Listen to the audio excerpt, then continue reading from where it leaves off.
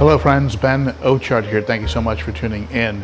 And today I want to dispel some of the misconceptions, myths, fears, apprehensions, and everything else about canister filters.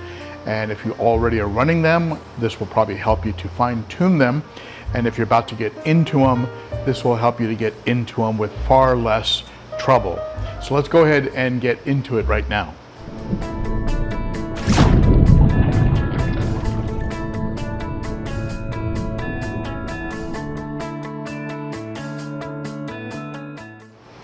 Now, first off, if you're already running canister filters and you're getting the desired results, I always tell people don't mess with things when it's working.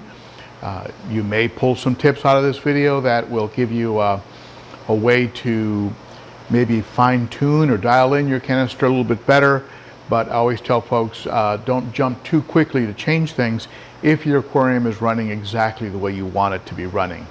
If you want to go ahead and get things to be just a little bit better, this certainly would be for you. And if you're unfamiliar with canisters, about to jump into them, and you're a little bit apprehensive, you're a little scared, you've heard this or that about them, this video is going to be perfect for you. What I have in front of me is a Sun 704B canister, which I had in storage, and I'm going to be using this canister on this aquarium behind me here. This is a 210-gallon aquarium that was recently converted from an African Cichlid tank into a South Central American tank, and with everything, new substrate, rocks, new driftwood, and it has a sump running on it right now. There's a 29-gallon sump down there with some what are called Swiss tropical matin sponges, and very simple sump, and it used to have an FX6 on it, but the FX6 was taken off and put onto the 300-gallon tank, which is the new home of the African cichlids. So I want to put a canister for polishing onto this tank and also to give it just a backup. And by that what I mean is if one system fails or if one filter is being serviced, the other one is continuing to run and really maintaining beneficial bacteria and water movement and all that good stuff. So I just like having backups and redundancy. I pulled this out of storage, out of mothballs, and it ran for me for many, many years in California before I relocated to Tennessee. So I'm going to show you how I set up canisters, and I'm going to tell you why I set them up that way. First thing that to be aware of is the flow of the canister. Every canister has a flow chart, how the water moves through it, that is unique to that canister. Be sure you understand how the water flows in your canister. In this case, what happens, water flows down through this area, and it goes down to the very bottom of this canister where there's an open space, swirls around, and then is pulled up through the media that is in the baskets. There's several baskets in here, media baskets, and these baskets will hold whatever you want to put into them. I'm going to show you what I put into them, but the water is then pulled up through these baskets and then returned to the tank. Now, why is water flow important? It's important because there's a certain order that you want to set your media up in. A shout out to Pond Guru and Corey at the Aquarium Co-op and John at KG Tropicals, all the folks who have come before that have put out videos. I've pulled from all of them a little bit, and so I've got a shout out to these folks. But the water goes to the bottom, and then at the very bottom, what it's going to do, a tip I pulled from Pond Guru over in Great Britain, this is going to be at the very bottom of the canister. So it's going to be where there is no basket. Now see, this thing has 4 big baskets. One of the big plus points people love about Suns is the media storage. So I'm going to give this a good rinse, and then these rings, which are rings from Sarah Ciporex, very high quality Ciporex rings. And I have a mountain of these in the sump under the 300-gallon. So these will be sitting at the bottom, and what are they going to be doing down there? they're going to be blocking or holding on to the bigger chunks of junk that first dump into the canister. Now, let me give you a little side note on that. I'm going to take it out of this basket, out of this net, right? And then just release it loose in there. But I'll give you a little extra tip, sort of a pro tip. If you have a pre-filter, a sponge that covers the intake of your canister filter, you might be able to skip this step because the sponge is going to grab the big pieces of gunk and hold on to them until they dissolve down into small enough particles to flow through the sponge and into the filter. And I'm a big advocate of pre-sponges. I'm probably going to custom cut from some of this sponge material I have here. I'm going to custom cut a pre-filter for this unit and put it on, and that will catch the big pieces. It'll also catch food. You know, you buy real good quality food and you're sitting there watching your fish go after, but then you're watching pieces of it get sucked into the filter, and it's like, you know, cha-ching, cha-ching, there goes that expensive food into the filter. Well, if you have a pre-filter, what happens is that food will stick to the outside of that sponge, and so instead of getting sucked into the filter, it sits there and a fish comes around and pecks it off. So it saves you a little bit of dough too. It gives you a little more bang for the buck. So at the bottom of this filter, there's going to be some media to catch the big pieces. Then the next tray, this one, is going to have coarse sponges. And by coarse, we mean a sponge that is very porous. And I'm going to be cutting down some of these pieces. This is a pretty coarse sponge. And I'm going to cut this into pieces that are the height of the tray, and I'm going to shove it into the tray. This is a coarse sponge, and it will be what fills up the first tray that goes in here, coarse sponges. So, big chunks are being captured by the media at the bottom. Then, coarse sponges are going to grab the ones that get through that barrier, that gauntlet, will be picked up by coarse sponges. Next, in this tray here, we're going to go with a medium sponge material, and that's just one that's just a less coarse than this one. So here's a medium sponge, and again, I'm going to be cutting this sponge to the height of the tray, and that's going to be filling up that second tray with medium sponge. And then finally, in the last tray here, or not in the last tray, but in the third tray, I'm going to be putting this finer sponge, and again, cutting it into pieces and to blocks, and then arranging it inside of the tray. Now, so what I'm doing is I'm creating a more and more tighter situation for junk to get through. So it gets tighter and tighter and tighter as the water comes up and starts to work its way back up to the tank. Now, at the very top, on the last tray here and be sure your trays are seated nice and firm. There shouldn't be any movement. They should be nice and rock solid and really kind of snapped into place. So at the very top here, I'm going to be putting my bio. And in this case, I'm going to be using some of this matrix, which is sort of a high quality pumice, essentially, kind of a lava rock type of product from CChem. And I happened to get a hold of some of this stuff through James Largo. I wanted some matrix carbon. They market a product called matrix carbon. And with those little mix up in the order, I ended up getting this. And he said it was just more cost effective for me just to hold on to it. So I did, and here I am. So I'm going to have two very high quality medias in here. I'm going to have the Siporax at the bottom, and then have this at the very top. This matrix product will then be some bio. It'll actually create a home for bio to live in. Now, keep in mind, if you go back to one of my videos, I think it's called where does beneficial bacteria really live? It lives everywhere in your tank. It lives in the substrate. It lives on decor, on the walls of your tank. A lot of folks will argue that it's primarily in your filter. I haven't necessarily seen science that would say that the filter has a larger per square inch population of beneficial bacteria. Certainly with the water flowing over it, you would certainly consider that you're getting a lot of aerobic, the kind of bacteria that needs oxygen. So you would consider a lot of that. The anaerobic, of course, will exist in areas of low flow. That could be deep inside of media, like Biohome. It claims that inside you'll get anaerobic because there's no flow on the inside of their media. That may also be the case with Matrix, I don't know.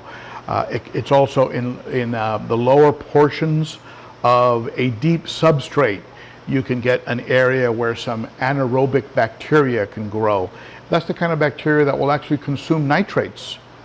And then to give you a full, complete cycle on your aquarium where nitrates are then absorbed without water changes. I would still do water changes only because you want to freshen things up, add minerals, remove some of the hormones or whatever it is that might be going on. Anyway, this is some polishing. And if you're going to put polishing material, 2 tips. And this is a product called Crystal Clear, again by Sarah. Crystal Clear by Sarah. Sarah is a very high quality company. They research everything very extensively before marketing it. And this is a polishing material that I would integrate into the very last tray. So that's going to help to really just give the water a real fine polish before it gets back to the aquarium. Now, why is it set up this way? It's set up this way so that the water that flows over your media, your beneficial bacteria media, is as clean as possible, and that prevents that media from becoming clogged up. So you're capturing the big pieces, the medium-sized pieces, the finer pieces, before it runs over your beneficial bacteria media. So now, if you're going to do polishing, put that polishing before the water goes to the tank, and try and place it in a place that's convenient to get to, because it's been my experience that media that polishes, because of its fine particle capturing nature, will tend to actually clog up easily. So be sure to, whether you're using this, whether you're using poly-floss, whether you're using Pinky, anything like that, Pinky floss, be sure you have it in a place that you can get to quickly. So if the entire canister doesn't need servicing, you can just pop the top and get to it, right? And swap it out or give it a good rinse and put it back in. With this canister, you do have a piece that goes on top, and that should snap on. And again, the trays should not have any movement. See this movement? That movement in the trays, that's going to give you a rattling sound that's going to drive you crazy. So what you need to do is you need to figure out why they're not seated and snapped into place. I know why. The media at the bottom is a little higher than it should be. Let's put these back in and make sure that they're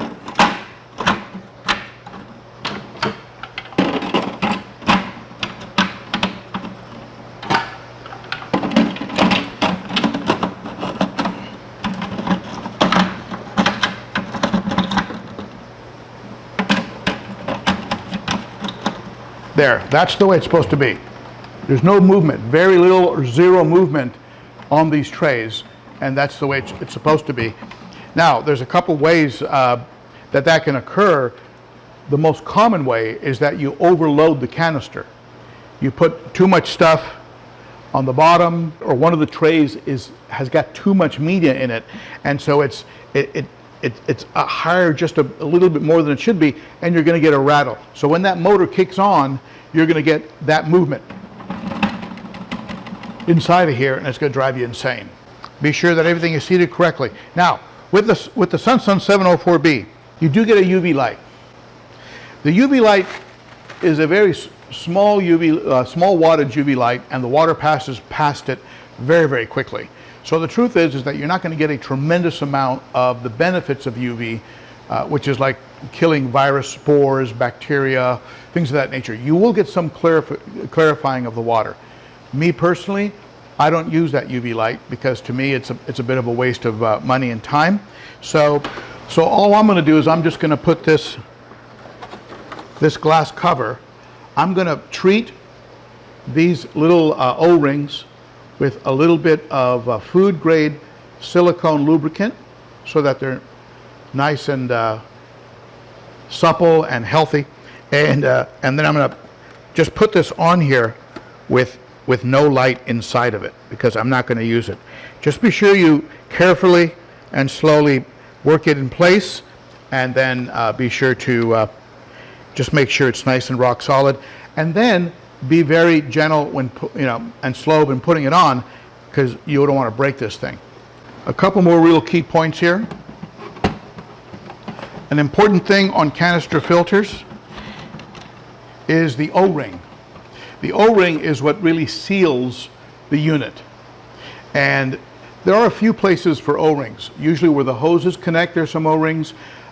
The primary O-ring on this unit is up here on the motor, or what the motor or the head unit of the canister. This is the O-ring. It's a pretty significant O-ring, and I've treated this O-ring pretty regularly with HVS 100, Husky HVS 100. It's a food grade silicone grease, and what it does is it extends the life, keeps the plastic or keeps the rubber nice and supple, and prevents it from getting cracks and things of that nature. So I'm going to go ahead and just retreat it with a little bit of silicone lubricant, and this is going to help me to make sure it doesn't crack or create leaks in the future. So very simple. So what you're doing is you're lubricating and cleaning at the same time. You also want to do an inspection of the O-ring, and in this case the O-ring looks really good. There's no flat spots and there are no cracks on it, so it's in really good shape. So you see the track, you can see the little track area where it goes. Give it a gentle stretch to get it over. Don't stretch it too much. You don't want to stretch it out of shape. And just make sure you have it in the right spot all the way around. And that's it. That O-ring is good to go. Now, I'm pretty sure that when I was in California, I changed that O-ring at least once. I tend to swap out O-rings, maybe once a year on canister filters, just to make sure that they're in primo condition. This one actually was in really good shape. So I suspect that I might have swapped this one. I probably swapped this one out shortly before leaving California because it was in really good looking shape. So a couple pro tips for you, and these are important. One of the biggest worries people have about canister filters is leaking. I don't want you to have to worry about that. So what you do is you always place your canister filter in something like this. This is just a $4.99, probably a little bit more now with our current inflation rate, but this was $4.99. I'm not sure how long ago I bought this thing, but you take your canister and it sits inside of this plastic. That's pretty, that would pretty much hold that. If you started a slow leak, you would not have any damage to your floor or your cabinet if you had it sitting in this, because this is going to pretty much hold it. Another tip that's really important.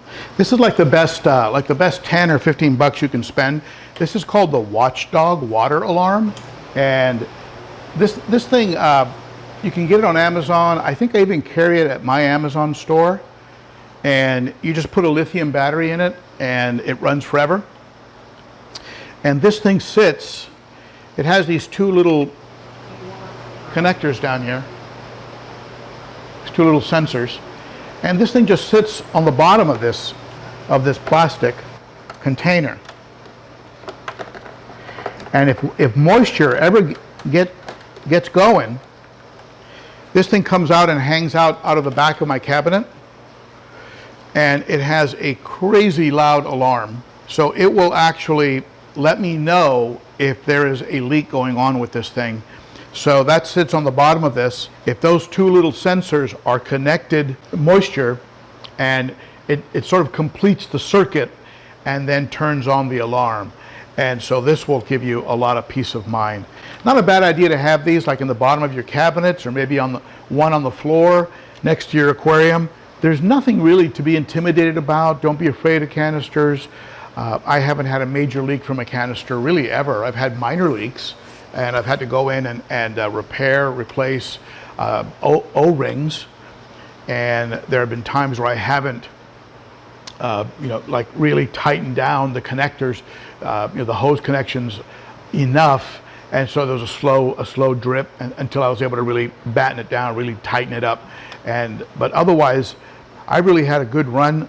Now, I know there's some of you that are going to watch this video and go, man, canister ruined my floors. Suns are junk. FX6s are junk. E-Hives are junk. There's an experience, both positive and negative, for every product out there. I don't care what it is. And also there's going to be folks out there that will have a different way or a different idea about how to set up a canister. Well, that's okay. There's enough room in this hobby for all of us. This is just how I do it. And capture the big particles with media or with a coarse sponge, if that's the only way you can do it, like in an FX6. The coarse sponge on the outside collects up the big particles, cascades down the middle of the FX6, and is pulled up from the bottom. Makes it a little hard for adding polishing, because ideally your polishing media would be at the bottom of the middle section, which is the hardest part to get to in an FX6. That's why I use a pre-filter on my FX6. That sort of solves a lot of problems from a lot of different angles. But at any rate, understand the flow of your canister, set it up so you go from coarse to medium to fine, and then after you've turned that water into the most pristine water possible, have it then go over your beneficial bacteria, and then finally polish that water with something like a polyfill, something like the Sarah Crystal Clear, or Pinky Floss, something like that, so the water goes back to the tank in excellent condition. If you do end up using the UV on something like a Sun, I suggest you use it on weekends. Don't use it necessarily all the time. There have been some reports of the UV light actually damaging some of the trays. I haven't experienced that, but then I only ran my UV on weekends. Now, one last bonus tip that I just thought of. Be absolutely sure with any filter that you're using that your impeller is correctly seated. In this case, the impeller being this magnet and propeller here. It's a good size magnet, not as big as the FX6, but it's a good size. You can see it. So there's a small little insert down there that this has to fit into. Be sure that you gently get it into that so that it's nested. There you go. So it's nested in there correctly. You'll be able to tell. And then the top part of it goes into the hole on the cap. There's a hole on this cap. Be sure that that is on there correctly. Seated the way it's supposed to. And then make sure you turn this thing enough so that it actually snaps in place. You'll feel it actually move in a way that tells you that you are, see, like right there, that's snapped in place. If that's loose, or if that's not seated exactly the way it's supposed to be, you're going to get a little bit of a what is referred to as cavitation. You're going to get a movement in that, and it's going to cause a hum or a buzz in the canister, and you're going to get bubbles coming out of the canister, out of the output, and again, it'll drive you crazy. So be sure that that is seated correctly. And last but not least, the final bonus tip: place your canister on top of something like this. You can put this pad inside or outside of this, but what this does is it absorbs vibration and again quiets it down. Your canister filter should be 100% silent. There should be no sound, no noise. Maybe if you really get close, I mean, you should have to touch it, feel it to make sure it's on. That means it's running the way it's supposed to be running. If it's making a buzz, a hum, a rattle, anything that is unpleasant, it's not set up right. So I put it on the pad, and then I put my little sensors here in the corner where water would gather first, and it would be good to go. Now my only challenge is I've got to go to the hardware store, buy me some hose, because of the height of the aquarium. See, I cut these hoses previously for the tank I had before, which was not as tall as this one. So these hoses are about 1.5 feet too short. You want your hoses as short as possible, but leave a little bit of play in it so you can move the canister around if you need to. Don't have the hoses have loops in them or go way off and then go up to the, you don't need that. You don't need that. Have them be as really at the right length. So a little bit of play so you can move the canister around, but really no more than that. And that'll give you a more efficient canister. So it doesn't have to work so hard to push the water up to the tank. All right? So there you go. I think I got all of it. I've given you all my tips and tricks. My canisters tend to run quiet, and they do a great job. They polish and they keep the water really, really nice. And the way I set them up, I don't have to work on them except maybe twice a year, and maybe every 9 months with that FX6 because of that large pre-filter I have on it. And I'm going to go ahead and fashion a pre-filter for the Sun out of a coarse material. Don't use fine material for a pre-filter because it'll be clogging up too soon. Use medium or coarse so that there is some flow and it doesn't clog up too quickly. All right? I think I've covered everything.